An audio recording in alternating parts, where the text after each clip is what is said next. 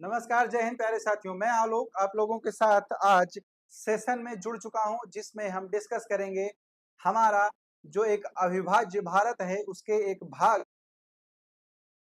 और इसके पहले कुछ जो चीजें हैं उसको जानेंगे। उसके बाद देखेंगे कि ये बात जो है वो चर्चा में क्यों है। पीओके को वापस लाने की जो चर्चाएं चल रही हैं वो क्यों चल रही हैं, और जो माहौल ये बन रहा है कि पीओके वापस आएगा, भारत में शामिल किया जाएगा इसको, इसके लिए सेना का प्रयोग किया जाएगा या फिर रणनीति का प्रयोग किया जाएगा, इन सब सारी चीजों पर चर्चा करेंगे। तो आप लोगों ने यहाँ पर देखा होगा कि ये क्या है। ये जो एरिया है ये किसका एरिया है? ये पीओके है। इसको हम बोलते हैं पॉक ऑक्यूपाइड कश्मीर, मतलब पाकिस्तान अधिकृत कश्मीर, जिसको पाकिस्तान ने क्या किया था, आजादी के बाद राजा हरि सिंह से धोखे से कब्जा किया था युद्ध करके। ठीक है। उसके बाद यहाँ पर थोड़ा सा हिस्सा क्या है, अक्साई चीन का है, जो 1962 में युद्ध हुआ तो चीन ने ले लिया था। ये क्या है, ये हिस्सा पीओके का था, तो इसको पाकिस्तान ने चाइना को गिफ्ट कर दिया है। यहाँ पर ये थोड़ा सा हिस्सा सियाचिन ग्लेशियर का है, जो विश्व का सबसे ऊंचा युद्धस्थल है। और उसके बाद ये अफगानिस्तान का थोड़ा सा हिस्सा जो पीओके से लगता है, और इस कारण से पीओके और ज्यादा इंपॉर्टेंट हो जाता है। तो चलिए विस्तार से चर्चा करेंगे। आप यहाँ पर देखेंगे तो प्रताप राव जाधव एक मंत्री हैं बीजेपी में, इन्होंने बोला था कि अगर बीजेपी 400 पार हो जाती है, चुनाव के पहले की बात है, तो क्या करेंगे, पीओके को वापस ले आएंगे। उसके बाद 5 मई को एक इंटरव्यू में राजनाथ सिंह कहते हैं कि पीओके पर कब्जा करने के लिए बल प्रयोग नहीं करना पड़ेगा। पीओके जो है वो अपने आप से वापस आ जाएगा, वहां के लोग खुद क्या करेंगे, पीओके में आके वापस मिल जाएंगे। उसके बाद विदेश मंत्री एस जयशंकर जी हैं। एस जयशंकर जी बोलते हैं कि पीओके को लाने का जो प्रस्ताव है वो संसद में पारित हुआ है, सभी दल इस पर सहमत हैं, और इसके बाद क्या है, इसको वापस लाया जाएगा। बयान यहीं पर समाप्त नहीं होते हैं। इसके बाद मोटा भाई अमित शाह ये बोलते हैं कि पीओके जो है वो भारत का हिस्सा है, और इसको लेकर सही समय पर सही एक्शन लिया जाएगा। और हाल ही में 6 जुलाई को जेपी नड्डा जी जम्मू कश्मीर कार्य समिति की बैठक में बोलते हैं कि श्यामा प्रसाद मुखर्जी जी ने बोला था कि वो कश्मीर हमारा है, जो सारा का सारा है, और इस नारे को प्रूव करने के लिए क्या किया जाएगा, पीओके को वापस लाने का हर संभव प्रयास किया जाएगा। और बीजेपी का जो स्टैंड है वो क्लियर है। ये सारे बयान क्यों आ रहे हैं, तो इसके पीछे का रीजन मैं आपको बताऊं तो सितंबर में क्या है, चुनाव होने वाला है जम्मू कश्मीर में विधानसभा का। तो अब ऐसी स्थिति में सरकार बनाने के लिए जो जुमलेबाजी है वो होनी जरूरी है, लेकिन क्या इसके पीछे कोई ऑथेंटिक रीजन है, या फिर अगर हम पीओके को वापस लाना चाहें तो ला सकते हैं कि नहीं, उसके लिए क्या टैक्टिक्स होनी चाहिए, क्या रणनीति होनी चाहिए, इन सब चीजों पर यहाँ पर चर्चा करेंगे। लेकिन उसके पहले एक बार चर्चा करेंगे जम्मू कश्मीर के इतिहास पे। तो आप सबको पता है कि आंग्ल सिख जब युद्ध हुए उसके बाद गुलाब राय एक राजा थे, उन्होंने 21 लाख रुपए में जम्मू कश्मीर जो है वो अंग्रेजों से खरीदा था। और उसके बाद क्या किया था उन्होंने, उसके बाद वहां पर शासन करना प्रारंभ किया था। लेकिन फिर गुलाब राय के बाद क्या होता है, गुलाब राय के बाद इनके जो वंशज होते हैं राजा हरि सिंह, वो क्या बनते हैं, वो बनते हैं यहाँ के राजा। और जब हरि सिंह राजा बनते हैं तो उसी टाइम पर भारत क्या है, आजाद होता है। और जब भारत आजाद होता है तो लगभग लगभग 570 रियासतें कहाँ पर थी, भारत में थी। तो ब्रिटिश सत्ता क्या करती है, रियासतों को एक खुली छूट देती है कि आप चाहे तो पाकिस्तान में सम्मिलित हो जाएं, चाहे तो इंडिया में सम्मिलित हो जाएं, और आप चाहे तो स्वतंत्र रह सकते हैं। तो फिर ऐसी स्थिति में लगभग लगभग सारी रियासतें भारत में शामिल हो गई, लेकिन 3 रियासतें बचती हैं, जूनागढ़, हैदराबाद, जम्मू कश्मीर। इन्होंने क्या किया, पाकिस्तान जाने का निर्णय लिया। लेकिन जम्मू कश्मीर ने बोला कि ना हम पाकिस्तान में जाएंगे ना भारत में जाएंगे, हम स्वतंत्र रहेंगे। ठीक है।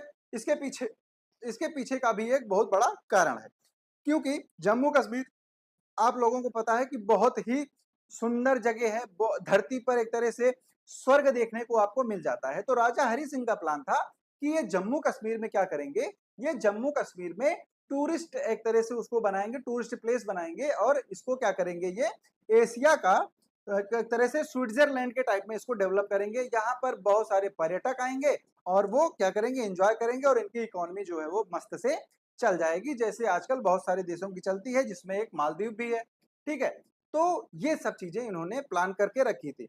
लेकिन उसके बाद क्या होता है, देश आजाद हो जाता है 1947 को। ठीक है, तो 15 अगस्त को देश क्या होता है, आजाद होता है। 14 अगस्त को पाकिस्तान बन जाता है और ठीक 10 दिन बाद 24 अगस्त को पाकिस्तान एक लेटर लिखता है राजा हरि सिंह को कि हे राजन, वक्त वो आ गया है कि अब आप पाकिस्तान में शामिल हो जाइए। ऐसा लेटर क्यों लिखा जाता है? तो ऐसा लेटर लिखने के पीछे पाकिस्तान का जो मोटिव था वो सिर्फ ये था, क्योंकि पाकिस्तान एक मुस्लिम कंट्री थी और जम्मू कश्मीर की जो जनसंख्या थी वो एक मुस्लिम जनसंख्या थी, मुस्लिम बाहुल्य क्षेत्र था, राजा उसके हिंदू थे। तो राजा हरि सिंह को लगता है कि पाकिस्तान इज जोकिंग, वो मजाक कर रहा है, लेकिन क्या है कि कुत्ते की पूंछ कभी सीधी नहीं होती है। तो ऐसे में पाकिस्तान क्या करता है, कबीलाई रूप में अपने सैनिकों को भेजता है और वो क्या करता है, छुटपुट हमले और आतंकवादी घुसपैठ जैसी घटनाएं जो है, जो अभी भी वो करता आ रहा है, ठीक है, वो करना शुरू कर देता है। ठीक, तो उसके बाद लगभग 2000 सैनिक ये भेज देता है और यहाँ पर बहुत सारी जो वारदातें हैं वो अंजाम दी जाती हैं और उसमें लगभग 11,000 लोगों की मृत्यु हो जाती है। तब जाकर राजा हरि सिंह की आंख खुलती है। फिर राजा दौड़े दौड़े आते हैं चाचा नेहरू और वल्लभ भाई पटेल के पास। तो ये बोलते हैं कि कश्मीर को भारत में सम्मिलित होना है। ठीक है, तो ऊंट पहाड़ के नीचे आता है यहाँ पर, लेकिन कुछ शर्तों के साथ आता है। वो बोलते हैं कि जम्मू कश्मीर के नागरिकों के लिए विशेष प्रावधान होना चाहिए, जम्मू कश्मीर को विशेष राज्य का दर्जा दिया जाना चाहिए, जम्मू कश्मीर का अलग संविधान होगा, जम्मू कश्मीर का अलग राष्ट्रीय ध्वज होगा। धारा 370 यहाँ से निकलकर सामने आ जाती है, लेकिन किसी भी कंडीशन पर जम्मू कश्मीर भारत में सम्मिलित हो जाता है। फिर भारतीय सेना के जो वीर जवान है वो चाहते हैं, शेर जब पहुंचते हैं तो गीदड़ अपने आप भाग जाते हैं। ठीक है, तो जब शेर वहां पर पहुंचे तो पाकिस्तान वाले क्या हुए, पीछे गए। जब वो पीछे चले गए तो जहां पर वो जाके रुक जाते हैं, जहां तक उनको हम खदेड़ देते हैं, वो क्या हो जाता है, वो पीओके बोला जाता है। ठीक है, खदेड़ क्या देते हैं, यहाँ पर थोड़ी सी गलती हो जाती है उस टाइम के राजनीतिज्ञों के द्वारा। होता यह है कि अ, अगर आप देखें तो पीओके का जो मैप आप देखेंगे वहां पर एक लाइन खींची हुई है जिसको बोलते हैं एलओसी। एलओसी को हम बोलते हैं लाइन ऑफ कंट्रोल। ठीक है, तो सॉरी, हाँ, लाइन ऑफ कंट्रोल इसको बोलते हैं। एलएसी जो है वो चाइना के साथ है तो वो हो जाता है लाइन ऑफ एक्चुअल कंट्रोल। तो लाइन ऑफ कंट्रोल जो है वो क्या है, भारत और पाकिस्तान के बीच में खींच दी जाती है, लेकिन वो कहाँ है, भारत और भारत के ही बीच में है, क्योंकि पीओके भारत का हिस्सा है। ठीक है, तो यहाँ पर ये चीजें सामने आती हैं। ये लाइन अगर आप देखेंगे यहाँ पर, तो यहाँ से ये जो पीओके वाला एरिया है, इसी को हम क्या बोलते हैं, एलओसी। और ये जो लाइन है इसको हम बोल देते हैं एल ए सी। तो ये आपको आई होप कि ये दिख रहा होगा। ठीक है, तो ये क्या है, एलओसी है और दूसरी क्या है, एल ए सी है। ठीक, अब वर्तमान में जम्मू कश्मीर के 7 हिस्से हैं। आप नंबर वाइज देख सकते हैं, पहला हिस्सा जम्मू कश्मीर जो भारत का है, दूसरा वो जो आजादी के पहले चीन ने कब्जा लिया था, तीसरा पीओके जिसमें गिलगिट और बाल्टिस्तान 2 प्रमुख प्रदेश हैं, ये पाकिस्तान के अभी कब्जे में हैं। ठीक है, चौथा जिसको पाकिस्तान आजाद कश्मीर बोलता है। पांचवा जो पाकिस्तान, वो हिस्सा जिसे पाकिस्तान ने चाइना को दे दिया है गिफ्ट में। और छठा अस्काई चीन जिसको 1962 में चीन ने हथिया लिया था। और सातवां सियाचिन ग्लेशियर जो विश्व का सबसे ऊंचा युद्ध स्थल यहाँ पर माना जाता है। ठीक है, क्लियर।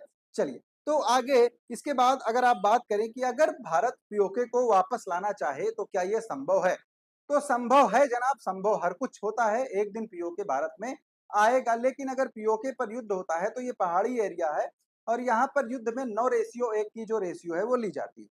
अब 9:1 क्या होता है, तो अगर आप युद्ध पहाड़ पर लड़ते हैं तो अगर आप ऊंचाई पर जो सेना है उसका एक सैनिक जो नीचे सेना है उसके 9 सैनिकों के बराबर होता है। क्यों? क्योंकि ऊपर से देखना आसान है, ऊपर से वार करना आसान है, ऊपर से गोली चलाना आसान है, कुछ नहीं है तो पत्थर को धक्का दे दीजिए। ठीक है, तो ये सारी चीजें हैं, कारगिल में ये चीज हमने झेली थी और उसके बाद ही हमने जो मिसाइलें हैं वो बनाई, हमने अपना नाविक सिस्टम बनाया जो जीपीएस सिस्टम है, इन सब चीजों का विकास किया।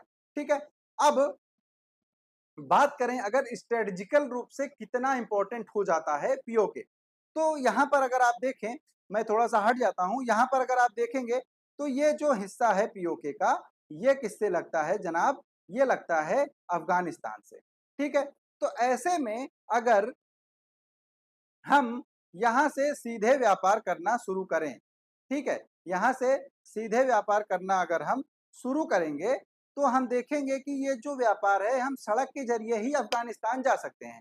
जो अभी हम बंदरगाह यूज करते हैं, हम कहाँ से सड़क के रास्ते जा सकते हैं, और सड़क के रास्ते जब हम जाएंगे तो यहाँ से हमारी डिस्टेंस कम हो जाएगी, हमारा लॉजिस्टिक जो है अच्छे से पूरे मध्य एशिया में हम अपना फैलाव जो है वो कर सकते हैं। तो इसलिए बहुत ही ज्यादा इम्पोर्टेंट हो जाता है हमारे लिए पीओके। ठीक, तो क्या पीओके को लाने के लिए क्या करना होगा? तो फुल स्केल जो है जंग लड़नी पड़ेगी। फुल स्केल क्या है? आपको टू फ्रंट वार करना पड़ेगा भाई साहब, एक पाकिस्तान के साथ और दूसरा चाइना के साथ।